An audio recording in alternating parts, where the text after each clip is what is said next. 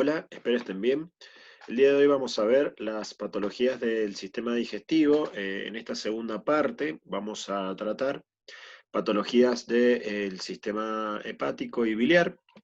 Principalmente a nivel hepático veremos algunas cuestiones de hepatitis, mientras que de la patología biliar veremos algunos conceptos relacionados a colestasis y litiasis biliar. Para comenzar, un breve repaso anatómico. El hígado es un órgano conformado por 4 lóbulos que se ubica por debajo del diafragma, en el hipocondrio derecho. Está en íntima relación con la vesícula biliar. Y el conducto que proviene del hígado se junta con el conducto cístico, que es el proveniente de la vesícula biliar, para dar origen al conducto colédoco, el cual va a desembocar a través de la ampolla de Vater en el duodeno, la primera porción del intestino delgado. Este conducto se va a unir también al conducto pancreático, por lo cual muchas veces la patología que afecta al hígado, la vesícula biliar, se ve relacionada también a afección de el páncreas, como puede ser, por ejemplo, la formación de un cálculo a nivel de la vesícula biliar, que migra por este conducto colédoco y que termina obstruyendo la salida del conducto pancreático y por tanto puede dar secundariamente una pancreatitis. Dentro de las funciones principales del hígado podemos decir que encontramos la producción de sales biliares, donde la afectación de esto dará una alteración en la absorción de las grasas y vitaminas liposolubles, apareciendo como por ejemplo estetorrea. La eliminación de la bilirrubina con la elevación de la bilirrubina sérica e ictericia como manifestación principal de esta alteración. Y como ya hemos comentado, el hígado va a ser el filtro principal de la sangre y también el encargado de metabolizar gran cantidad de sustancias que vengan en la circulación, como pueden ser hormonas esteroideas, distintos fármacos, carbohidratos, lípidos y proteínas. Por tanto, la alteración en su función dará como consecuencia distintos signos y síntomas, como los que pueden observarse en este lado del panel, relacionadas a las manifestaciones clínicas. Algunas importantes, como la tendencia hemorrágica por la alteración en la síntesis de factores de coagulación, como el factor 2, 7, 9 y 10, que son los K dependientes. También la síntesis de proteínas plasmáticas, como va a ser la albúmina, principalmente sintetizada en el hígado, y que cuando falta puede conducir a la aparición de edemas. Y también la importancia del hígado para el almacenamiento de distintas vitaminas y minerales que pueden verse afectadas cuando el hígado se altera en su función. En cuanto a la hepatitis, es la inflamación del hígado causada por distintos virus hepatotropos, por enfermedades autoinmunes, reacciones a fármacos o toxinas, o secundaria a otras afectaciones sistémicas, como puede ser la insuficiencia cardíaca. Los virus son los principales causales de las hepatitis y vamos a tener que distintos virus pueden conducir a hepatitis aguda o hepatitis crónica. Los virus hepatotrópicos son el virus de la hepatitis A, el B, el C, el D y el E. Todos producen lesión de los hepatocitos por lesión celular directa o por la inducción de la respuesta inmunitaria contra antígenos virales que conducen a una inflamación del tejido y su lesión. Algunos virus tienen la característica de generar un estado de portador de la enfermedad, que puede ser sano o crónico, como el virus de la hepatitis B y el virus de la hepatitis C, que son los virus que tienen tendencia o más facilidad que otros para cronificarse, y este portador puede continuar infectando y produciendo un estado de avance en la enfermedad en sí mismo, con la consecuencia crónica más grave, que es el hepatocarcinoma. La hepatitis aguda, como habíamos dicho, puede ser por distintos virus que producen la afectación de los hepatocitos y también por agentes tóxicos que van a producir las alteraciones a nivel celular. El La hepatitis aguda principalmente se produce, como habíamos comentado, por el virus de la hepatitis A, y el virus de la hepatitis E también tiene el mismo mecanismo de contagio, que es la vía fecal-oral. Por otro lado, el virus de la hepatitis B, C y D tienen contagio por vía parenteral o sexual. La hepatitis aguda presenta una degeneración y necrosis focal de los hepatocitos, edema, inflamación del sistema porta y colestasis, y se va a manifestar por tres fases principales. La fase prodrómica, caracterizada por astenia o decaimiento, anorexia, náuseas, vómitos, mialgias y artralgias. La presencia luego de una fase de ictericia y luego la fase de convalescencia o recuperación de la enfermedad. El diagnóstico suele ser principalmente por un aumento de la bilirrubina en sangre, también por el aumento de las enzimas hepáticas, como son la GOT y la GPT, y la presencia de antígenos y anticuerpos específicos contra los virus, como ya veremos en un momento. Uno de los síntomas principales que determina la hepatitis es la ictericia. La ictericia es la pigmentación amarillenta de piel y mucosas, que deriva de concentraciones elevadas anómalas de la bilirrubina en sangre, y esto se da evidentemente cuando los niveles están por encima de 2 miligramos por decilitro a 2,5 miligramos por decilitro. Aquí arriba tienen el detalle de cómo se va a metabolizar normalmente esta bilirrubina, que procede de la destrucción normal de los glóbulos rojos en la sangre. Entonces, vamos a poder caracterizar a la ictericia como prehepática, hepática o poshepática, dependiendo cuál sea el mecanismo de producción.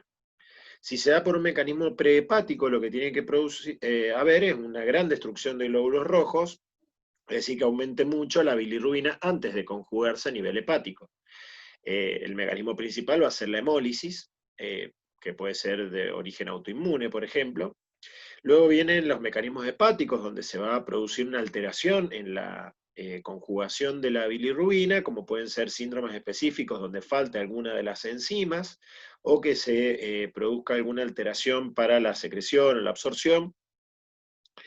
Y luego vamos a tener los mecanismos poshepáticos, donde principalmente vamos a tener una disminución del flujo extrahepático de bilis, y entonces lo que se acumula principalmente es bilirrubina conjugada, ya que se produce la conjugación hepática y posteriormente se acumula la bilirrubina por incapacidad de ser eliminada. Esto obviamente va a ser principalmente por la presencia de cálculos biliares o tumores que afecten la vía biliar.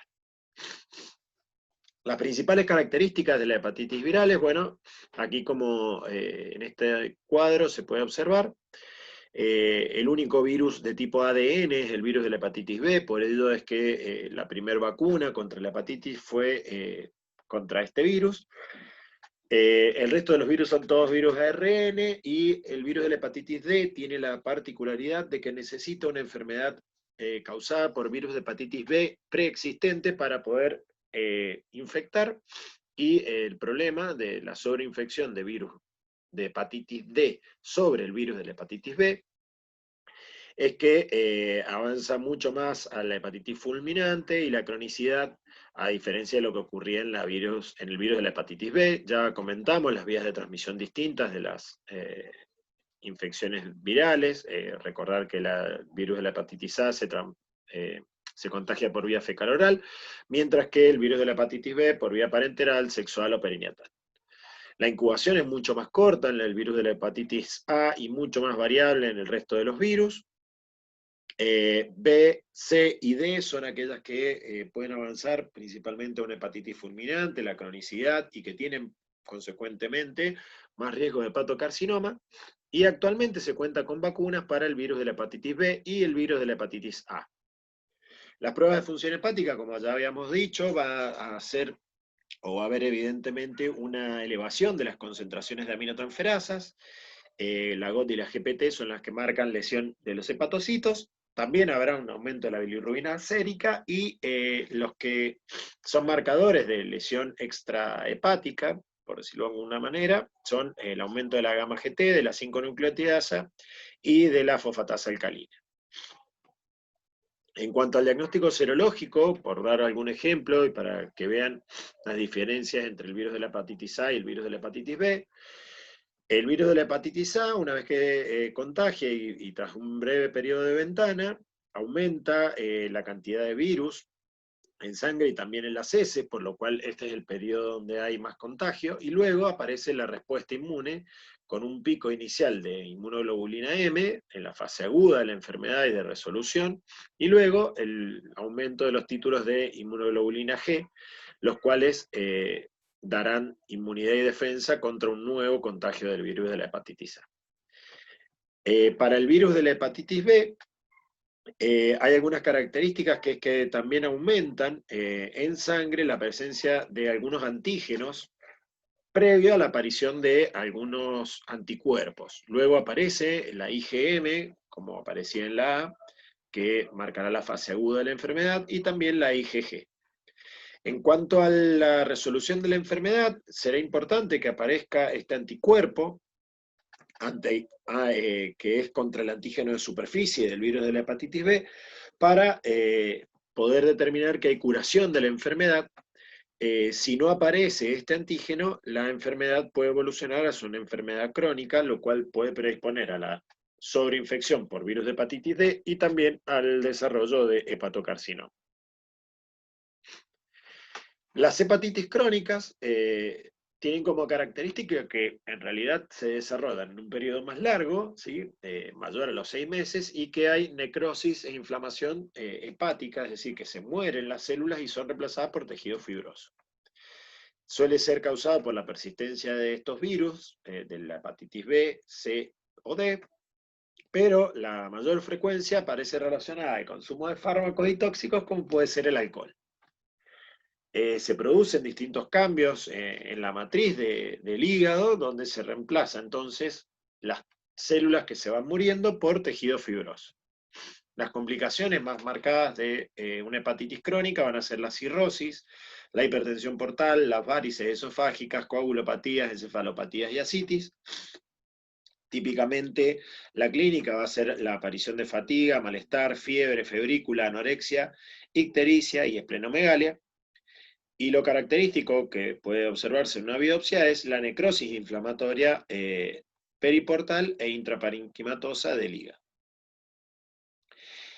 En cuanto a la patología biliar, no vamos a ver todas las patologías, sino hacer una mención breve relacionada a la colestasis, que la colestasis es la disminución del flujo biliar por los canalículos intrahepáticos y una reducción en la secreción de agua, bilirrubina y ácidos biliares a partir de los hepatocitos. Como consecuencia de esto, los materiales que por lo general se transfieren hacia las bilis pasan a la circulación.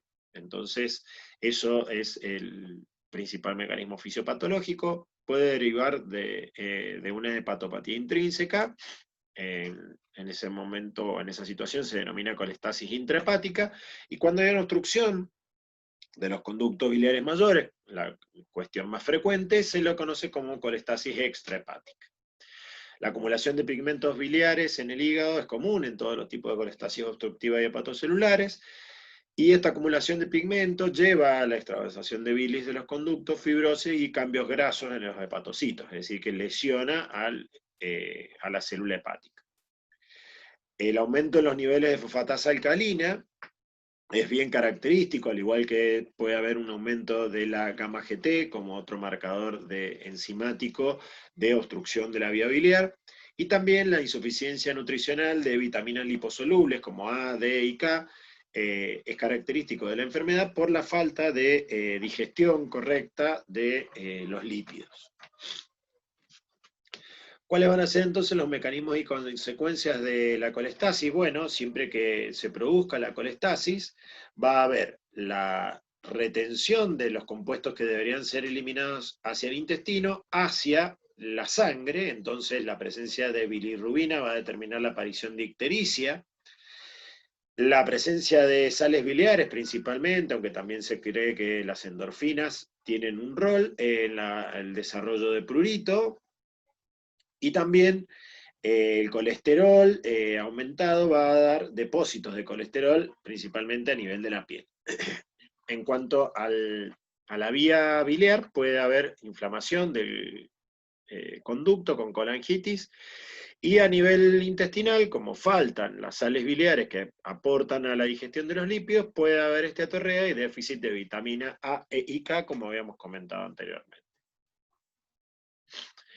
Cuando hay presencia de cálculos biliares, vamos a tener que estas piedras que se van formando en la vía biliar la pueden obstruir y pueden producir secundariamente la inflamación de la vesícula con una colecistitis.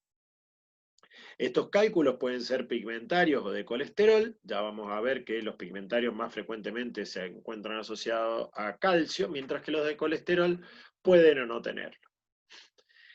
En general, los cálculos en la vesícula biliar se van a formar por una pérdida en la motilidad de la pared muscular de la vesícula, un aumento en el tono contráctil del esfínter, lo cual va a alterar el vaciamiento, a la acción y presencia de algunos factores de nucleación que hagan que se formen estas piedras, alteración en la composición de la reserva de la bilis y también un desbalance a nivel de estrógenos y progesterona que van a producir que más frecuentemente se formen cálculos biliares en mujeres menores de 40 años.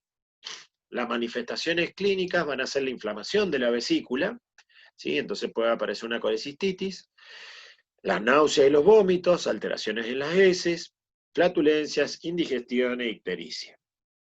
Puede complicarse con una pancreatitis, colangitis, colecistitis, como habíamos dicho, y el diagnóstico va a ser pruebas de función hepática, aumento de la gamma GT y la FAL, como habíamos comentado antes, y el aumento de la bilirrubina directa por esta obstrucción de la vía biliar y consecuentemente va a haber una ictericia poshepática. En una ecografía abdominal, sin lugar a dudas, es la forma de diagnóstico de elección por la visualización directa de los cálculos, ya sean de colesterol o pigmentarios. Para que se formen los tipos de cálculos de colesterol o pigmentarios se tienen que dar distintas situaciones, obviamente que son patológicas, lo normal no es formar cálculos, y toda vez que se forma un cálculo implica que haya alguna alteración de la vesícula, entonces la vesícula está enferma. Por tanto, muchas veces el principal tratamiento para esta patología va a ser operar y sacar la vesícula, dado que toda vesícula que presenta cálculos debe ser operada por una vesícula enferma. Entonces, para que haya principalmente la formación de cálculos de colesterol, tiene que haber algún problema a nivel de un aumento en del colesterol en circulación o también un desbalance en la dieta con disminución de la fosfatidilcolina o de los ácidos biliares. Entonces esto va a hacer que se sobresature la vesícula biliar con colesterol y se forman cristales y este factor de nucleación va a terminar haciendo que se conforme el cálculo como se visualiza en esta gráfica.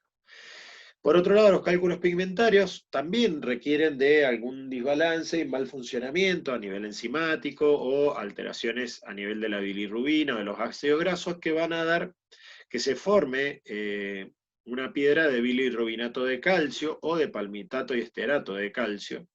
Por tanto, distintos factores, ¿sí? Como una anemia, como una cirrosis, como bacterias distintas dentro de la vía biliar, pueden producir por distintos mecanismos cálculos pigmentados que suelen estar relacionados, como habíamos dicho al principio, con calcio en su interior. ¿Cuáles van a ser las consecuencias de la colelitiasis para finalizar? Y bueno, la presencia de un cálculo en la vía biliar lo que va a producir es dolor, porque se va a producir un dolor de tipo cólico por el espasmo y la dilatación de la vía, que por ser una víscera hueca va a terminar dando un dolor de tipo cólico, localizado principalmente en epigastrio y hipocondrio derecho, y que se suele irradiar hacia la región interescapular o la escápula derecha, y que suele acompañarse de náuseas y vómitos. Lo que no es habitual que ocurra en la colelitiasis es que se acompañe de fiebre, lo cual estaría indicando que ya hay un proceso de colecistitis agregado. Como vemos aquí, entonces eso secundariamente es lo que puede desencadenar también un cálculo biliar, la colecistitis, con la úlcera y la perforación, que puede generar una peritonitis química. También puede aparecer el desarrollo de un carcinoma debido a que se produce, como habíamos dicho, el mal funcionamiento de este tejido y la aparición de células anómalas. Y por otro lado, puede aparecer, si el cálculo migrara y obstruyese el conducto común, obstruyendo la salida también del conducto pancreático, podría desencadenar una pancreatitis secundaria con una consecuencia patológica mucho más grave que lo que es el desarrollo de la colelitiasis, que simplemente con operar y extraer la vesícula no va a tener mayores consecuencias para la persona. En cambio, la complicación de una pancreatitis puede ser muy grave. Bueno, muy bien, eso sería todo. Muchas gracias por haber prestado atención. Nos veremos en la próxima.